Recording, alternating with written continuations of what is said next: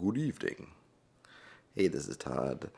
About a week, maybe a little bit more ago, I heard from a friend of mine, somebody who I didn't know super well, but we connected a couple times, starting at a game store we both had attended open gaming night, or the adult open gaming night a few times, and then bumped into him in a part of Brooklyn pre-coronavirus. We talked about different things, board games, obviously, role-playing games, tabletop stuff, and he knew I was into D&D and into OSR gaming and just role-playing games in general. And he reached out, let me just grab that. He reached out to me, this is the latest time, sent me a text, because he wanted to get a D&D group going and asked me if I wanted to play. That quickly turned into, well, hey, do you want to DM? Because the other person that he had recruited to play had played a little bit, but wasn't an expert on the rules, and he himself had only played a little bit. So I said, sure. It just so happened that the days and times, the nights and times matched up for me, which ends up being, I'm recording this late night, Monday turning to Tuesday, and it turned out that Monday night was game night. Today I had my first session 0 with them after having, we got on Discord and we just chatted about a few things, but tonight was the first, face-to-face, so to speak, virtual face-to-face. What I was thinking about is I'm not going to put the sessions themselves online. Is it just a casual game? I'm not sure what platform we're going to use. If anybody out there who watches this has any guidance on Roll20 or versus Fantasy Grounds versus some other virtual tabletop, I'm not sure right now. I think we're just going to use the Discord's voice and video chat, which we test drove tonight. Had a few quirks, but mostly worked well, so I think that's at least where we're going to start. But I thought I could use this opportunity to do some kind of different videos. I want to try to do like a sort of campaign diary as I go through planning out what's happening, and then maybe something more like this video, which is kind of an after action type report. There's obviously not much action or any action really going on tonight. We did the kind of session 0 stuff that everybody talks about, the kind of stuff that I suggest people to do. I tried to go over my expectations for the game, mechanics, what the mechanics are gonna be like. Something I talked about with them on Discord prior to this meeting, which I always encourage. Right, you don't have to just wait till you have sessions to communicate stuff, talk about stuff during the week. Get in the Discord chat, send out a message, get responses, and things like that. So one of the things I asked for is I didn't have a setting that I wanted to plug everything into. So I asked them, basically, what kind of game do you want to play? And I threw out a few examples. Do you want to do kind of Lord of the Rings sort of high fantasy? Do you want to do Game of Thrones gritty fantasy? Do you want to do something Arthurian, high chivalry and whatnot? The one that seemed to resonate with them was the chivalry kind of Arthurian type thing. So that became kind of my guiding principle. It's like, okay, well, when we're talking about things, setting and mechanics and everything, I'm going to look at it through that lens of what would fit a kind of Arthurian style setting. I'm not going to put it in historical, say, Arthurian Britain or anything like that, but that will be my guide. And I'm not a historian or someone who's intimately familiar. I know the kind of Arthurian stuff that in the main tales and in the main media, things like Excalibur is one of my favorite movies. That one would probably come up, things like that. But I kind of have an idea in my brain. Talking to them tonight, I think we're on a similar wavelength with the idea. So I thought, okay, I can run with that. I'm using just straight OD&D as the chassis. I'm going to make adjustments to it, and I already spoke up to them about the kind of things I'm going to do. For example, we rolled up characters for them, and one of the guys, I'm using Sidekick in Discord, which I looked up die rollers that were on Discord, and Sidekick was one that came up as being well regarded. I ran that, and the guy rolled I don't think he had a stat below 11 or 12. It was just bang, bang, bang, bang. So we did 3d6 down the line. He had very good stats, and I suggested to him that, for whether he should stick with humans or go with kind of a demi-human type character. I thought, given the limits by the book and OD&D on demi-human characters, the wisdom's always been for me is to use those if your character is not very well statted, because with the demi-humans you're going to get bonuses and perks that kick in right away, but you're going to be limited at the back end. So they're going to help you get a leg up at the beginning, but if you persevere as a human, you can top out higher up. But of course that means you have to survive, and I explained to them that OD&D is very deadly, that we could talk up backstories, we could talk up things like that, but your characters are very likely not to survive to any great length of time, so don't get too wrapped up in all that. The other guy didn't roll quite as well, but he didn't roll poorly. He had a couple of 7s, but other than that, I think those 2 7s, I think everything else was at least 11 or 12. Decided he was going to play a magic user, but he wanted to play a dwarf. Now, I explained that kind of something I like, and definitely like in Arthurian settings. I like it kind of human-centric because it leaves the kind of fairy, fae element sort of weird, but I said, look, if you want to play a demi-human, that's fine. Now I said, look, by the book, dwarves don't get to be magic users. They're fighters till 6th level or whatever it is. But I said, I will come up with something for you, because I feel like with these sorts of games, and Gygax says it right in the front, hey, if someone wants to play a Balrog or a dragon, you figure out how to make it work and you let them do it. By the same token, he wants to play a dwarven magic user, I'm going to let him play a dwarven magic user. But from my point of view, I don't want to just say, well, we're just going to ignore the fact that you're a dwarf and just say, let you do it, right? That's not the tack that I want to take now. I don't have a problem if that is a tack you do want to take.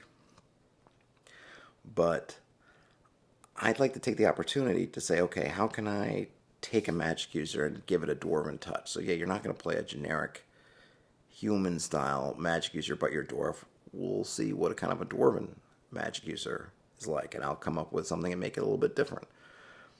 And I've always enjoyed this approach, and using a system like OD&D as a chassis, and of course you can replace OD&D with whatever OSR, just rules light system that you like, is the fact that it's so easy to modify. There's not a lot of moving parts, there's not a lot of things you have to worry about balancing, so it's very easy to just get in there and just hack into it and see what's what. So I will create a dwarven type magic user. I feel like I'm going to end up creating a lot of stuff for this campaign, of course, not just whatever modifications I make for things like classes, but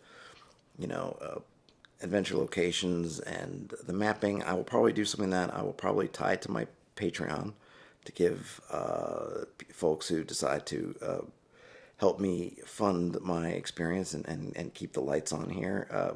Give them something to talk about, and just give them something that they could use for their game. So I probably will tie it in there somewhere, but obviously I will speak more about later when I figure out what my game plan is. But I will definitely put that stuff out there, probably with caveats that, look, it's just kind of my version of things, and obviously, hopefully it'll be worth use it. But again, the whole point of using OD&D, I think, is a great thing, is that you can, at your table, at your game, you can make it the way you want to make it. So I'm going to take these basic classes and I'm going to try to make them fit. For example, the guy who rolled really well, he wants to play cleric. Now, per OD&D, they can only use, edged weapons and things like that. And I thought about, well, maybe I'll change that. Maybe I'll change it up and let them use edged weapons. I don't know what the limitation of that is, or if there's other than just for, just for, I don't know, just as kind of costuming, right? I know there's kind of, I guess, kind of Judeo-Christian sort of non-edged weapon thing. I don't know. Somebody reach out and let me know. I just can't recall if there's what the basis of the non-edged weapons, but I do know that clerics had, there was certainly a connection to Friar Tuck in the sort of Robin Hood, which kind of is adjacent to Arthurian type stuff, and Friar Tuck was supposed to be a famous swordsman, so I might want to move in that direction. And I think, because I only have 2 players, I don't like the idea that I hear GM saying, well, I have 2 players, and so I want to give them this or that. The one thing I will make, and I don't even just do this for 2-player teams, but it's important, like if he's going to play a cleric, I'll give him the heal at first level. I might swap something or other, maybe make something a little more difficult. I don't know if I'll just give it to him or I'll just kind of restructure things a little bit, but I'll say, look, I'll give you that heal, because I'm not someone who likes to just, the other options, well, you just give out health potions at every turn. I don't like that. I would rather rearrange the class a little bit and give them access to healing earlier than do something like handing out tons of potions, which I don't like. Just as a matter of just my flavor. And like I already explained to them, this world, it's not going to be a magic heavy, you're going to Diagon Alley and Gringotts and going all these places. It's going to be more, mystical. It is a fantasy world, but a little more toned down. So I'll give them the healing, and I told them I would write up, but I would probably change the class name from, say, cleric to like friar, just to differentiate a little bit from the base class, and maybe just instill more of that flavor in there for them. But I thought it was a good conversation. They got to ask me a lot of questions. They got to do their characters. They came up with kind of an interesting backstory, because I asked the guy who's playing the dwarf, I said, hey, dwarves are going to be unusual. They're not something I'm not playing in. This is not a world that's going to be like the Cantina and Mos Eisley, where you just have everybody intermixed, right? Dwarves are strange. Part of the thing I'm working on with this Arthurian thing is I was thinking about, well, how does the kind of goblin sort of fairy thing work? And I was thinking, well, I kind of like in the Irish tales and these different things where the sort of Feywild concept from 5th edition, where the Fey races, they kind of they migrate in from this wild plane at different junctures, sometimes purposely, sometimes by accident. But they don't have, and they'll be here sort of temporarily, but they more or less live over there and then have incursions into the prime plane. So a dwarf that's permanently here, or these creatures that are permanently here, not only permanently here, but permanently here as part of the settled human system, is strange. So I kind of asked him, well, how do you think you got here?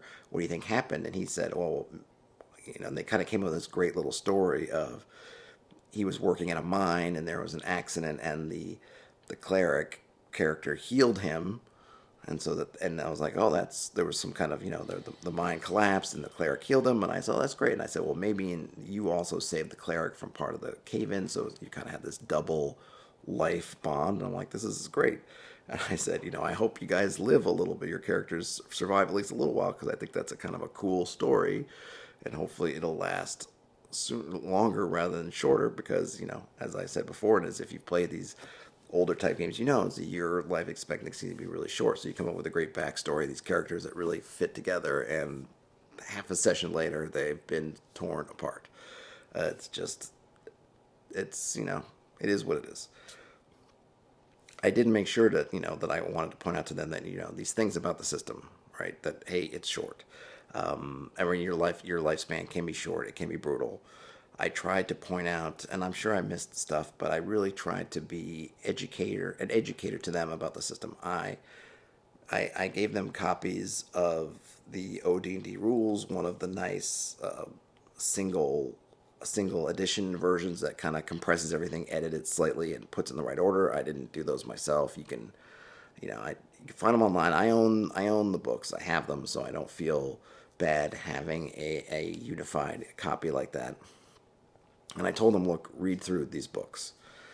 And I really encourage a lot. I think a lot of GMs. I don't know if a lot of GMs do that. Obviously, we know that players have access to the player's handbook and the DMG if they are DMs sometimes. But I think that we often keep a lot of stuff close. What I explained to them was that you're going to be playing a game, particularly when you're only playing with two characters, and I'm not going to give you PCs. I'm not putting a DM PC in there to heal you or to guide you or to be extra muscle. I said, you're going to have to figure it out. I said, you're going to have to come up with your own goals that you could do as a two-man team. And maybe eventually you get hirelings. I said, you'll totally be able to hire people to help you, but when you're starting out, you're not going to have a lot of coin, so you're not going to be able to hire people. So you're going to have to figure out, how do we make this work? They are going to have to figure out their goals that they feel like they can accomplish as the two of them. If that means less dungeon delving and more of other things, so be it. Now I let them know. I'm not going to tell you how to accomplish stuff. I'm not going to send you off onto missions that are clearly meant for a big squad and you're two people. But at the same time, I'm not going to, stop you either. So if you decide to go and do something and there's something that doesn't match or is not appropriate for two people, then you have to make that decision that, okay, we got to back away, or we're not going to do this, or we'll pick something else to do. I'm not gonna force you into it, but I'm not gonna, I'm not gonna stop you either. But the book has lots of great information in there, and I don't know, but I think that they put it in there not just for DMs to know, but for players to know. I told them, like, look through that. You don't have to memorize it because the rules of D&D are super simple as far as the checks that are being made, and I went over that too. But there's stuff in there, right? How often are random encounters called? Under what circumstances are they called? When you're traveling overland, what kind of, when do you rolling encounters, or how often encounters are going to come up for different terrain types? Like if you're in a swamp, if you're in the mountains, if you're in the plains, right? All these factors, because those are important, so that as characters they have some understanding of the way the world works, and as players they can make smart decisions on how their characters interact with this world. I want them to think about, the example I gave to them was, hey, they're on an escort type job and they have to get somewhere in 4 days. And they know if they take the road, the safe road, the King's Road over there, it'll take them 6 days. They don't have 6 days. Now they have to make a choice. And I said, maybe there's a swampy region, and if they go shortcut through the swampy region, they'll get there in 2 days. Well, I want them to know that by the book, odds of encountering something nasty in the swamp is higher than I think anywhere else, any other terrain type. I think maybe it's swamp and maybe mountains are the same, or maybe swamps and then mountains. I don't remember exactly, but swamps are rough. These mountains are rough, right? These different terrains. So I want them to know that stuff, because when they're in that moment and they're figuring out their game plan, I want them to be able to think about it and then say, okay, we can take the swamp. That's 2 days travel. If we have to spend basically 2 days and 2 nights in there, that's X amount of encounter checks of a certain percentage, which is higher than other places. So that's a risk. Maybe we go 4 days through the woods. And then, one, we run the chance if there are any delays, we're going to be late, and that screws us over. B, okay, so that's 4 days of encounters at a lower percentage. And so what do we do? Or maybe we try to combine it. Maybe we could do 1 day do this part of the swamp and then cut over here and do that, right? These are all interesting decisions. They all make for good choices, but they're choices that are driven by knowledge that the party has. The players have this knowledge, they can make a choice, and then I think as a DM, if they make a choice and then the rolls go against them, it's not me out to get them. That's the dice. You take your chances on the dice. Sometimes you're going to come up gangbusters and be lucky. Sometimes you're going to lose the farm and you're going to be unlucky. And I said that to them too. I said, look, dice may go against you.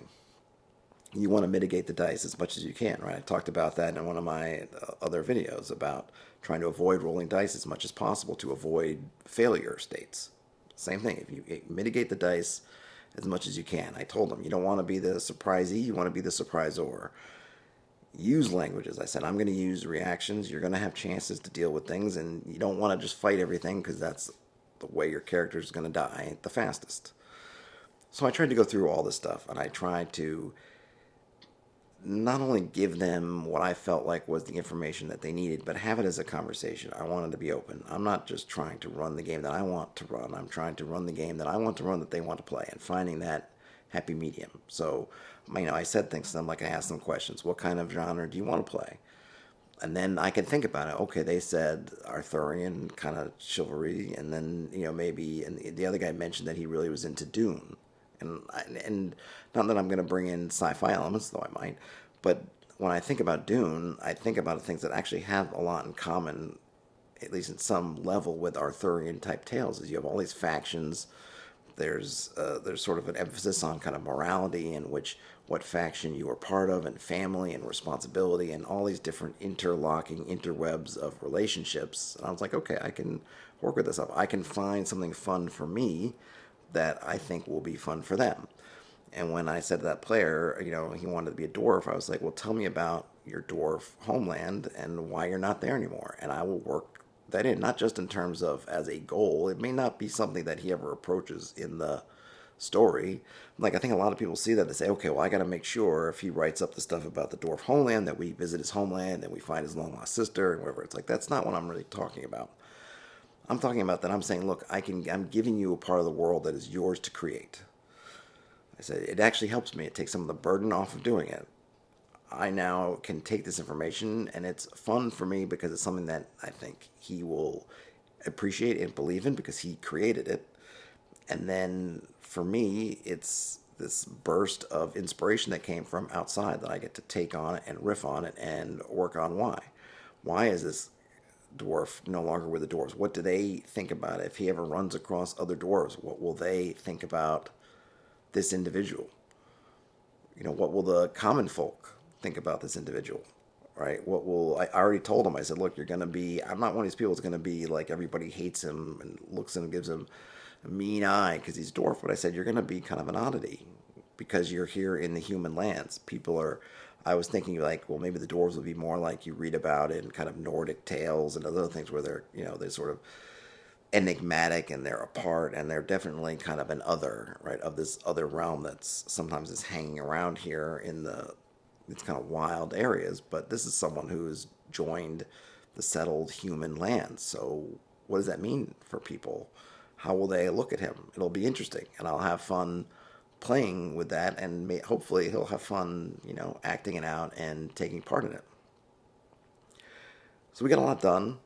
We went over all this stuff. That was we're doing basically 2-hour nights or 2-hour sessions. I think the first hour or so was a lot of me talking, a lot of me laying out a lot of the stuff that I just repeated here, and then answering a few questions. I tried to get again in the mechanics. I made sure to say, hey, look at the books. Don't need to memorize them, but it's really for your benefit. But I said I will try to reiterate stuff that I think is important.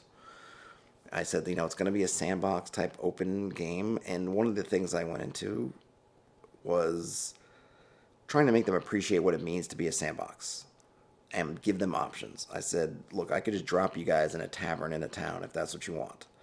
I said, but the problem with that for a lot of players, particularly starting out in a new world, is A, they just don't know what to do, period. B, they don't know the world yet, so they don't kind of know what they can do. And C, they may not have much motivation to do anything. Now, playing an old school game where we know that your progression is tied to loot gives you some immediate goals, right? It's okay, so I may not know anything, but I know I need to make money. I know I need to make money to gain power for whatever reason, to level up and to become a big boy, big girl, big person. So at least in the old school games, we have this very clear goal. We know we need money, so how do we get money? So we could at least go into the tavern and start asking the barkeep what are the old cliche of going in and asking for, can I see the list of things that, the job board for what people are hiring adventurers for, right? There's always that for you. But I said an option we could do is do something a little more structured. Structure helps because it gives the players a sense of purpose, something that's driving them forward, goals that are more or less clear. It's one thing to say, go out and make money, because we need money. But there's still that question of, well, how do you do that? If you're an old hat at the game, you might immediately be going, okay, I know where the money is. It's going to be in tombs. It's going to be in ruins. It's going to be in dungeons. So I'm going to ask somebody, well, where's the nearest tomb, ruin, or dungeon? And then I will get supplied up, and I will head in the direction of this tomb, ruin, dungeon. Bam. Mystery solved. But for others, this can be more difficult. So by giving the structure, it takes away that mystery. If the structure is, hey, you work for the Duke or whomever, and he's asking you to take this letter from this town to that town, it crystallizes everything. Everything kind of focuses, comes together, and now you know exactly what you need to do and what you're doing.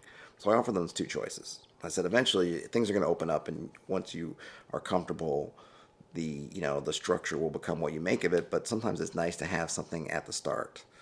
Nice to kind of have this narrative push, right? Maybe even narrative push is a strong word, just to have kind of a goal that you can go forth and have confidence in, as opposed to thinking that you're sort of making it up as you're going along. So they went back and forth a little bit, but I think they ended up feeling that a little structure would be beneficial to them. So I asked them, what kind of things do you want to do?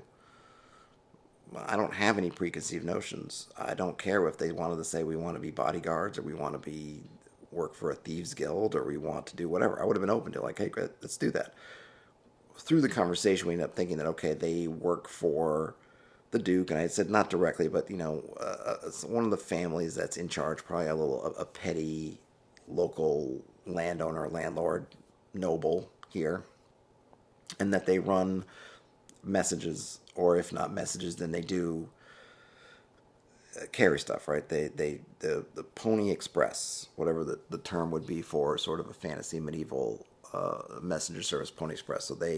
So that will be where maybe their initial adventures will be doing some back and forth work for this particular family. I have no idea yet what they'll be taking where or what kind of importance will be, if any.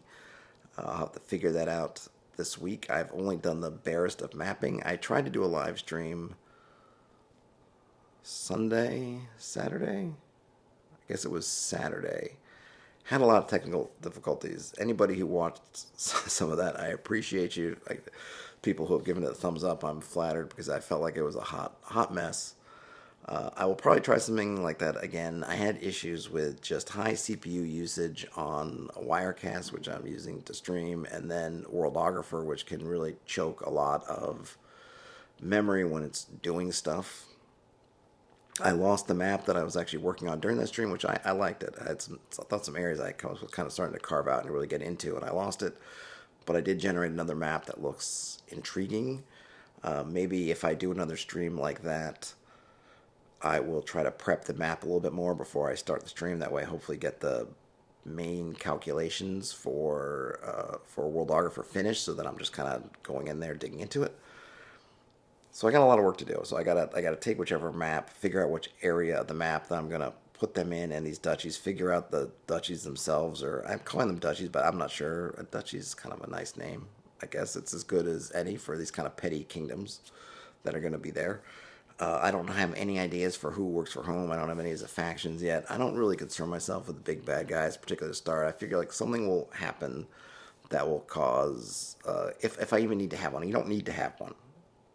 And I think the players will, they'll create enough enemies doing whatever they do that I'll have fodder for that.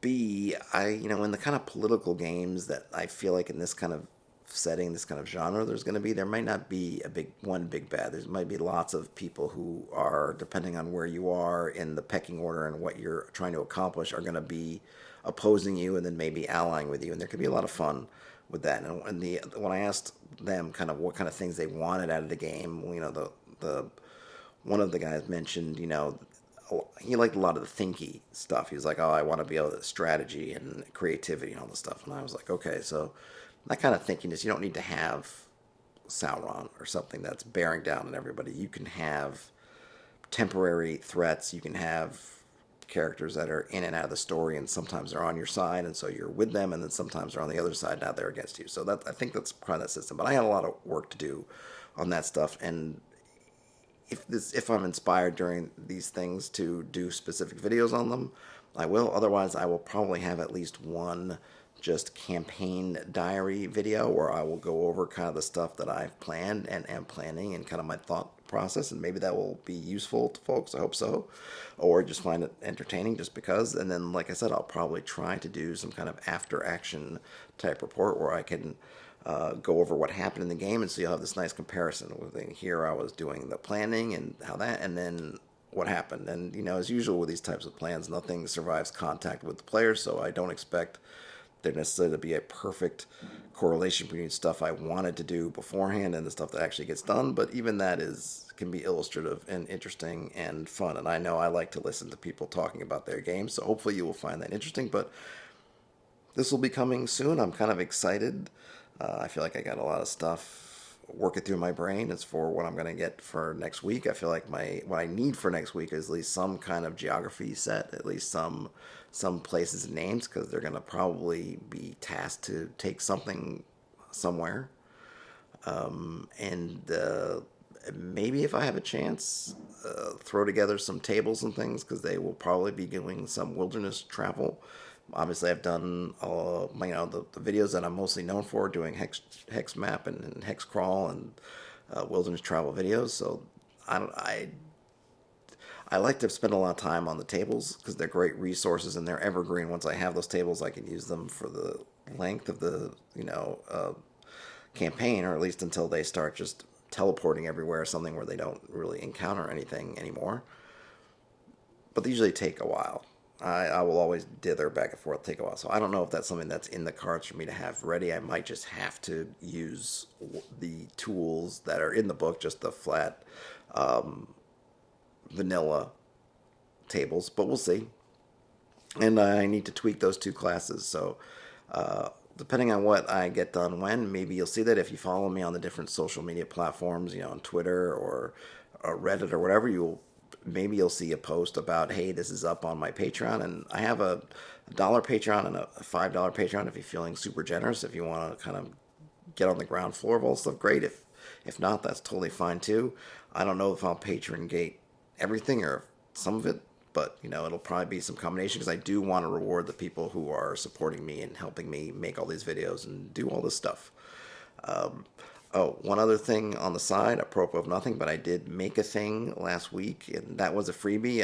I will post a link to it in the show description. It is a set of tables to create a random missions for a Space Marine style adventure. Something I'm kind of a side thing that I'm working on is I don't know, I just got it in my brain. I wanted to make just a very rules light system for running kind of Aliens the movie inspired Space Marine type missions where you're just a band of Space Marines and you get a distress call and you're going to go and deal with that, and it would just be like a one shot kind of fun survival horror-ish thing. And I've just been working on it off and on, and I was trying to come up with ways to just really easily generate your adventure. So the idea would be that you would come in, sit down, and either you'd have your Space Marine characters already, or you would have pre-gens or whatever, you just kind of be ready to play, and then the person who's running it could basically just roll some dice on a table, and that would create the distress call that's coming in that you would go do.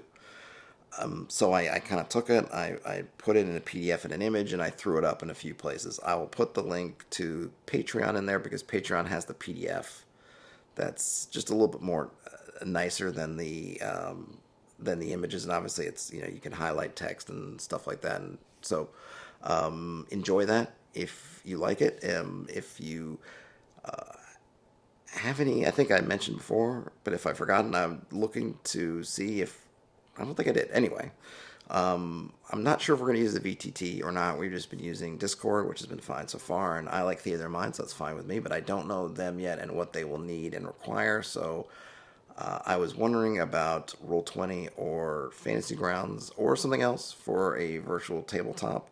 If you have advice or opinions on that, let me know in the comments or on somewhere else on social media, because I'm interested in opinions. Since I'm not going to be playing, so obviously, I'm going to be playing basically OD&D that I'm going to be house ruling and home brewing over time. So ideally, I'd like someone that at least has, if they have that rule set just in it already, that's great. And if it's something that's relatively easy to get in there and tweak, that would also be great. So let me know what your experiences are. And if there's one that's not one of those big two that you think is worthwhile and you've used and you like, then let me know somewhere in the comments here, Reddit, Facebook, Twitter, wherever, because I appreciate it. But hopefully you will enjoy these as they come around. Expect the next one from me if I can manage it. Hopefully the end of this week when I've got some of this material set. And then if I can stay on schedule, I will try to do these after action reports right after the game ends so that I can kind of be fresh and just sort of have everything set. Otherwise, maybe within a day or two of that. So maybe it'll be Monday nights or Tuesdays. Hopefully, I'm terrible with schedules, but I'll see what I can manage. Other than that, stay safe, stay healthy, and I will talk to you later.